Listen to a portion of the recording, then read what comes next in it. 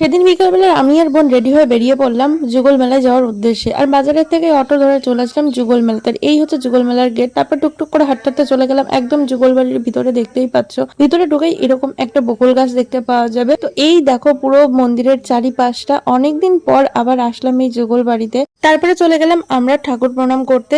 আমাদের ভাগ্যটা খুবই ভালো ছিল, কারণ সেদিন যুগল বাড়ির একটা মন্দির খোলা ছিল। তারপর রাধা মাধবকে প্রণাম করলাম। আর এই দেখো কত সুন্দর ঠাকুরটা, তাই না বন্ধুরা? তারপর এই দেখো আমি কিন্তু ঘন্টা বাজাতে পেরেছি, আর সেইটা ভেবে খুব আনন্দ লাগছিল। এই যে পুরো যুগল বাড়ি। পরে চলে আসলাম আমরা বাহির পথ দিয়ে একদম বাইরের দিকে। আর এইদিকে কিন্তু চূর্ণী নদী ছিল। আর এই যে জায়গাটা দেখছো, এই জায়গাটাতে অনেক মেলা বসেছিল, যদিও আমরা গেছিলাম শেষের দিকে, তাই অতটা দোকান পাশার ছিল না। আর এই দেখো বন্ধুরা, মেলা থেকে আমি দুটো হেয়ার বেল কিনে নিয়েছিলাম। তারপরে খুবই খিদে পেয়ে গেছিল, তাই চলে গেলাম প্রথমে লস্যি খেতে। আর লস্যি খাওয়া দাওয়া কমপ্লিট করে চলে আসলাম ফুচকা খেতে। ফুচকা খেয়ে বাড়ির জন্য নিয়ে নিলাম জিলিপি। আর তারপরে অটো ধরে চলে আসলাম বাড়িতে। তো আজকের মিনি ব্লগটা এইটুকুই। দেখা হচ্ছে তোমাদের সাথে নেক্সট কোনো মিনি ব্লগে। বাই।